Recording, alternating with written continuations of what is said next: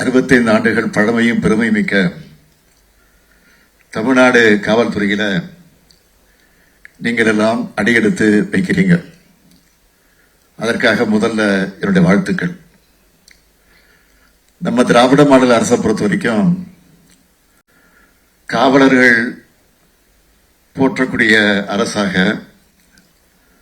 காவல்துறையில் இருக்கக்கூடியவங்களுக்கு பல நலத்திட்டங்களை நிறைவேற்றி தரக்கூடிய அரசாக, நேர்மையா திறமையா செயல்பட்டு மக்களை காப்பாற்றுற காவல்துறையினருக்கு பக்கபலமாக இருக்கக்கூடிய அரசாக அமைந்திருக்கிறது. அதனாலதான் இந்தியாவிலேயே, ஏன் உலக அளவிலேயே ஸ்காட்லாந்து யார்டுக்கு இணையான காவல்துறைன்னு தமிழ்நாடு காவல்துறை விளங்கி கொண்டிருக்கிறது. அதை யாரும் மறுக்க முடியாது. அதோட அடையாளமாக தான் சமீபத்தில் குடியரசுத் தலைவர் கொடி அங்கீகாரம், காவல் பதக்கம், 75வது ஆண்டு விடுதலை நாள் விழா பதக்கம், தமிழ்நாடு காவல்துறையில மகளிர் இணைஞ்சு பணியாற்றுவது பொன்விழா கொண்டாடக்கூடிய வகையில் பதக்கம்னு வழங்கி தமிழ்நாடு காவல்துறையில செயல்படுகிற அனைவரையும் பாராட்டி இருக்கிறோம், ஊக்கப்படுத்தி இருக்கிறோம். இன்னும் சொல்லணும்னா, காவல்துறையை மேம்படுத்துவதற்காக காவலர்களுக்கான வசதிகளை ஏற்பாடு செஞ்சு தரவும் முதலாக காவல் ஆணையம் அமைத்ததோடு அதிகமான எண்ணிக்கையில காவல் ஆணையங்கள் அமைச்சு பல்வேறு முன்னோடி திட்டங்களை நிறைவேற்றுறது திராவிட முன்னேற்ற கழக அரசு தான்.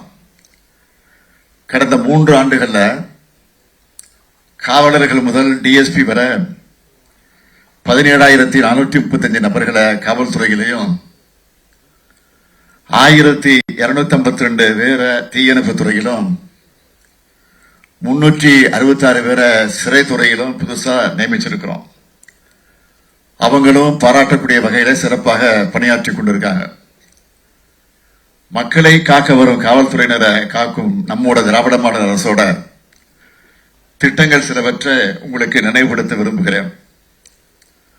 2ஆம் நிலை காவலர்கள் முதல் தலைமை காவலர் வரையிலான ஆளுநர்களுக்கு வாரத்தில் 1 நாள் விடுமுறை, காவல் உதவி ஆய்வாளர்களுக்கு 15 நாட்களுக்கு 1 முறை விடுமுறை, இடர்படி 1000 ரூபாயாக உயர்வு, சென்னையை தலைமையிடமாக கொண்டு பணியாற்றக்கூடிய மாநில நுண்ணறிவு பிரிவு, குற்றப்பிரிவு, குற்றப்புலனாய்வுத்துறை, பொருளாதார குற்றப்பிரிவு, கடலோர காவல்பட, ரயில்வே காவல்பட, காவல் பயிற்சி பள்ளி, தாம்பரம் மற்றும் ஆவடி மாநகரங்களில் பணிபுரியக்கூடிய காவலர்கள் முதல் ஆய்வாளர்கள் வர மாதந்தோறும் உணவுப்படி, காவலருடைய வாழ்க்கை துணைவியருக்கும் மருத்துவ பரிசோதனை, இரவு ரோந்து பணிக்கு செல்லக்கூடிய அதிகாரிகளுக்கு சிறப்பு படி, காப்பீட்டு தொகை 2 மடங்காக உயர்வு,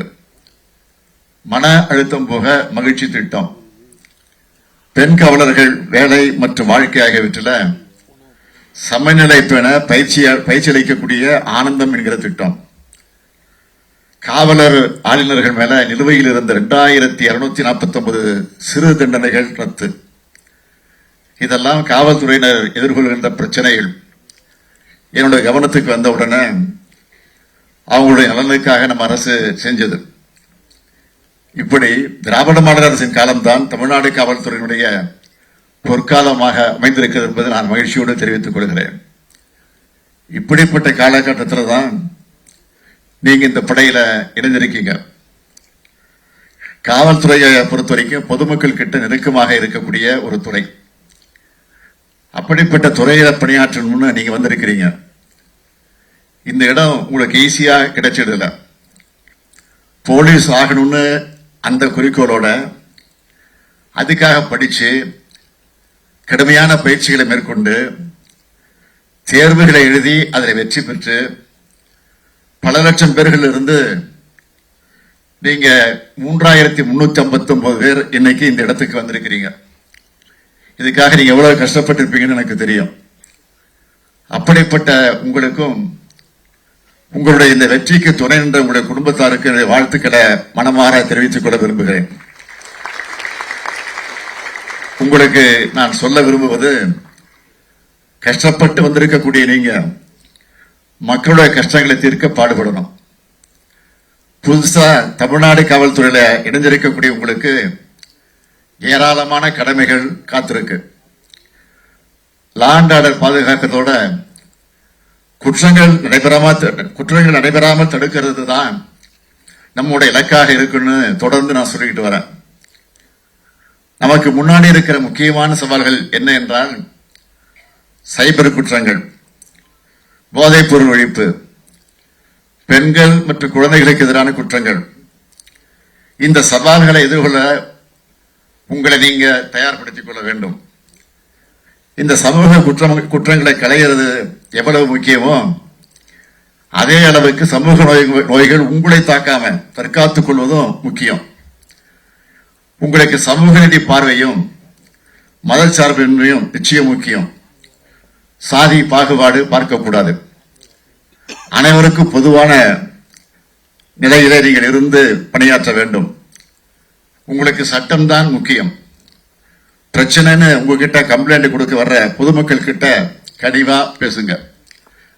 உங்களுடைய பேச்சும் நீங்க நடந்துக்கிறதும் தான் நம்முடைய பிரச்சனை தீர்ந்துடும் என்ற நம்பிக்கையை அவங்களுக்கு உருவாக்கும். உங்களுக்கு தெரியும், ஒரு மாநிலம் பாதுகாப்பானதாக இருந்தால் தான் தொழிற்சாலைகள் வரும். தொழில்கள் வந்தால் தான் வேலை வாய்ப்புகள் உருவாகும். வேலை வாய்ப்பு கிடைச்சாதான் தங்களுடைய தேவைகளை நிறைவேறி மக்கள் நிம்மதியாக வாழ்வாங்க. மக்களுடைய அந்த நிம்மதியை உறுதிப்படுத்த வேண்டிய மிகப்பெரிய பெரும் பொறுப்பு உங்ககிட்ட தான் இருக்கு. அதைத்தான் நம்முடைய திராவிட மாடல் அரசும் இங்க வந்திருக்கக்கூடிய சங்கர் ஜிவால் தலைமையிலான காவல் படையும் செஞ்சுக்கிட்டு இருக்கு.